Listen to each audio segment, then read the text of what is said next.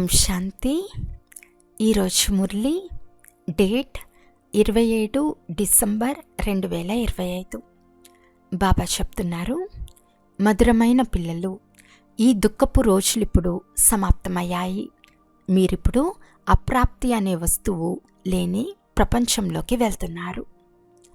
ప్రశ్న: ఏ రెండు శబ్దాల రహస్యం మీ బుద్ధిలో ఉంటే పాత ప్రపంచంపై అనంతమైన వైరాగ్యం కలుగుతుంది? జవాబు: క్రిందకు దిగు కళ ఉన్నతమయ్యే కళల రహస్యం మీ బుద్ధిలో ఉంది. అర్థకల్పం మనం క్రిందకు దిగుతూ వచ్చాము. ఇప్పుడు మళ్ళీ పైకి ఎక్కే సమయం అని మీకు తెలుసు. నరు నుండి నారాయణునిగా తయారు చేయు సత్యమైన జ్ఞానం నిచ్చేందుకు తండ్రి వచ్చారు. మనకిప్పుడు కలియుగం సమాప్తమైపోయింది. నూతన ప్రపంచంలోకి వెళ్ళాలి. అందువలన దీనిపై బేహద్ వైరాగ్యం ఉంది. పాట: ఓపిక పట్టు మనసా. ఓం శాంతి. మధురాతి మధురమైన ఆత్మీక పిల్లలు పాట విన్నారు. ఆత్మీక తండ్రి కూర్చుని అర్థం చేయిస్తున్నారు. కల్పకల్పము తండ్రి వచ్చి ఆత్మీక పిల్లలను చదివించే పురుషోత్తమ సంగం యుగం ఇదొక్కటే. రాజయోగాన్ని నేర్పిస్తారు. తండ్రి ఆత్మిక పిల్లలకు చెప్తున్నారు, మనసా అనగా ఓ ఆత్మ, ఓపిక పట్టు, ధైర్యం వహించు. ఇలా వారు ఆత్మలతోనే మాట్లాడతారు. ఈ శరీరానికి యజమాని ఆత్మ. ఆత్మ అంటుంది, నేను అవినాశి ఆత్మను, ఇది నాశనమయ్యే నా శరీరం. ఆత్మిక తండ్రి అంటున్నారు, నేను ఒక్కసారి మాత్రమే కల్పం యొక్క సంగం యుగంలో వచ్చి పిల్లలైన మీకు ధైర్యం నిస్తాను.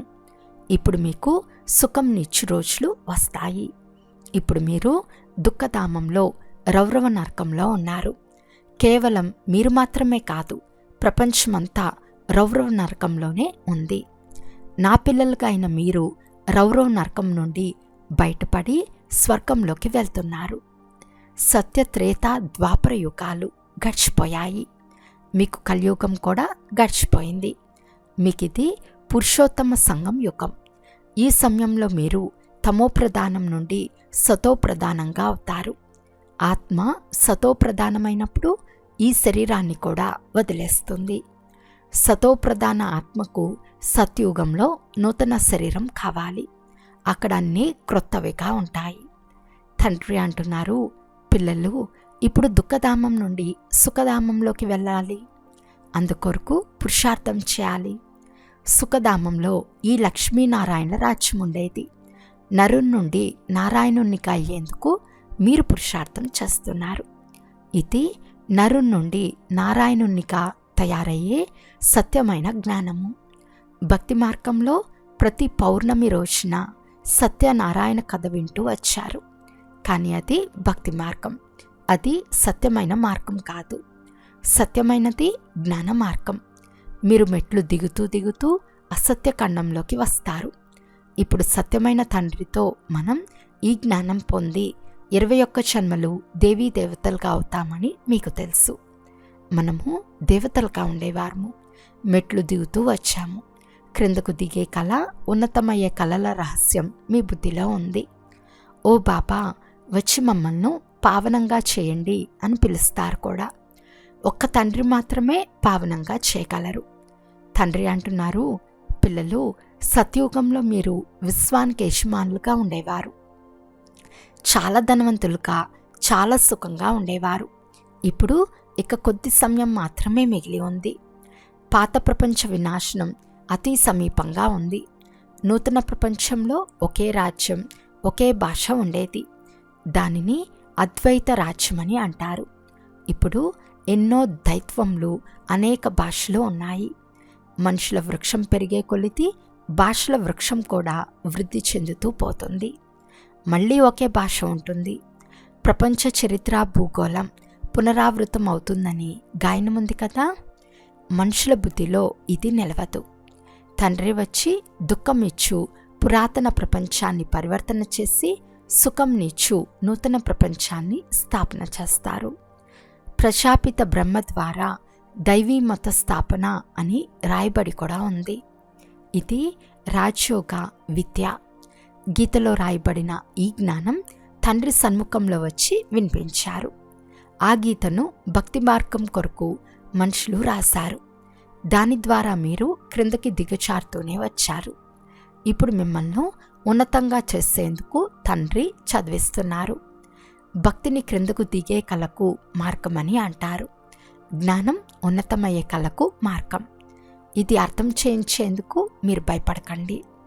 ఈ విషయాలను అర్థం చేసుకోనందున కొంతమంది వ్యతిరేకిస్తారు, శాస్త్రాలను చూపి వితండవాదం చేస్తారు. కానీ మీరు ఎవరితోనూ వాదించకండి. వేదశాస్త్రాలు, ఉపనిషత్తులు, గంగా స్నానం చేయటం, తీర్థస్థానాలకు వెళ్ళటం మొదలైనవన్నీ భక్తి కాండమని వారికి చెప్పండి. భారతదేశంలో రావణుడు కూడా ఉన్నాడు. అతని బొమ్మను తగలపెడతారు. ఎవరైనా శత్రువుల బొమ్మను కొంతకాలం కాలుస్తారు. కానీ ఈ రావణుని బొమ్మను ప్రతి సంవత్సరం తగలపెడుతూనే ఉన్నారు. తండ్రి అంటున్నారు, మీరు బంగారు యుగపు బుద్ధి నుండి ఇనుప యుగపు బుద్ధి గలవారిగా అయిపోయారు.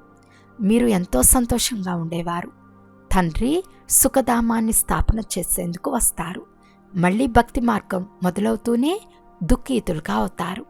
మరలా సుఖదాతను స్మృతి చేస్తారు. అది కూడా నామ మాత్రమే. ఎందుకనగా వారెవరో తెలియదు.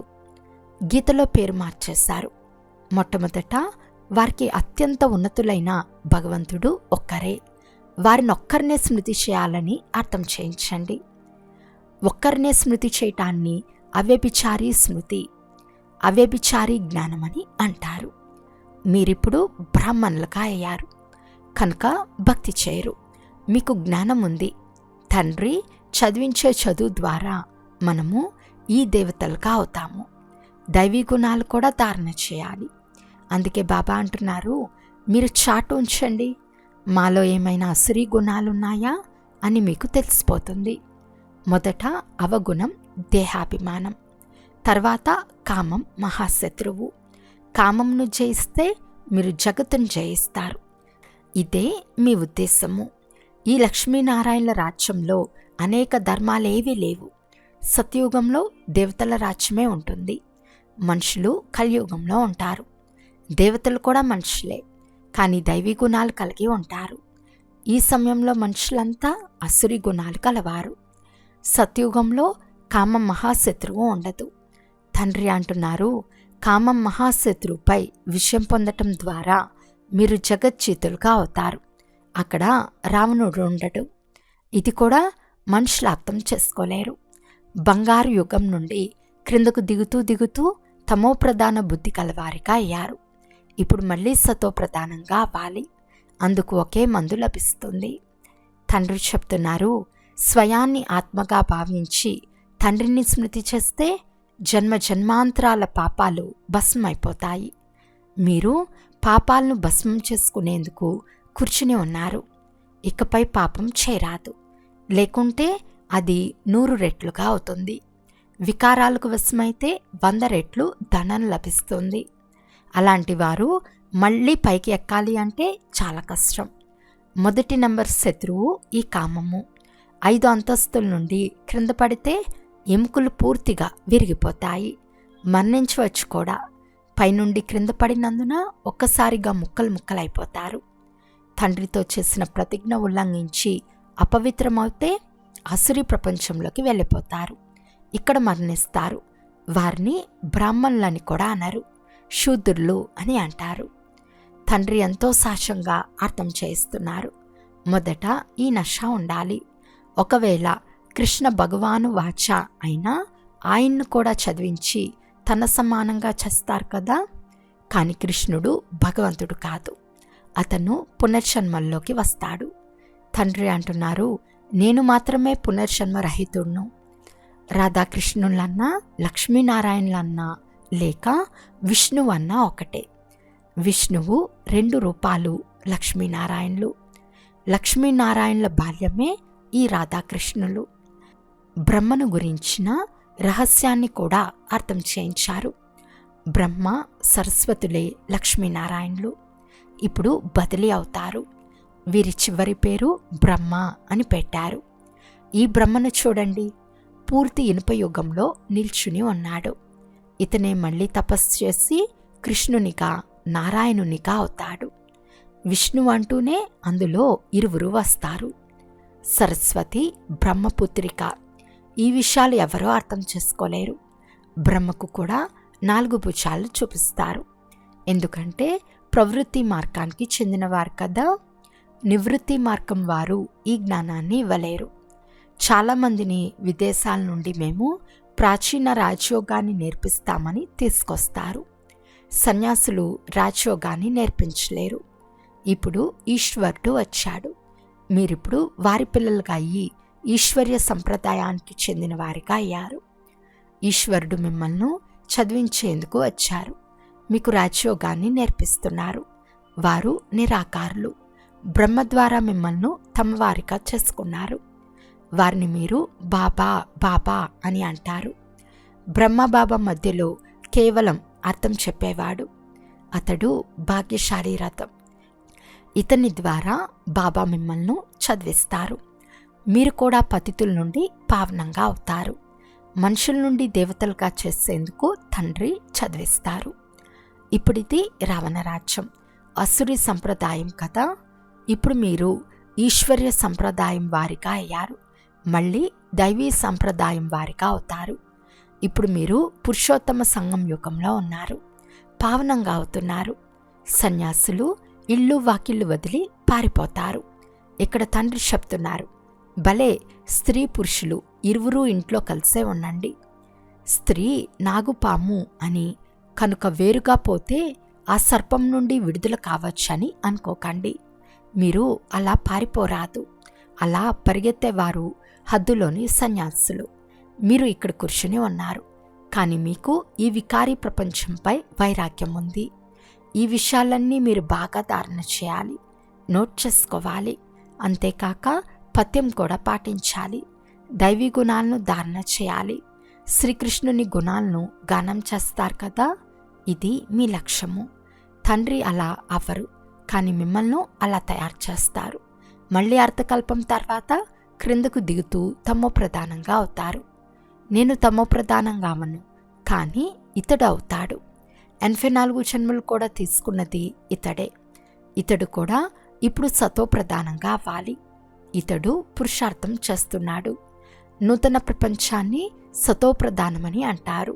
ప్రతి వస్తువు మొదట సతో ప్రధానంగా ఉండి తర్వాత రజోతమోలోకి వస్తాయి. చిన్నపిల్లలను కూడా మహాత్ములు అని అంటారు. ఎందుకంటే వారిలో వికారాలు ఉండవు. అందుకే వారిని పుష్పాలని అంటారు. సన్యాసుల కంటే చిన్నపిల్లలను ఉత్తములు అని అంటారు.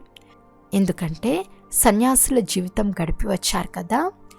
వారు పంచ వికారాలను అనుభవించని వారు.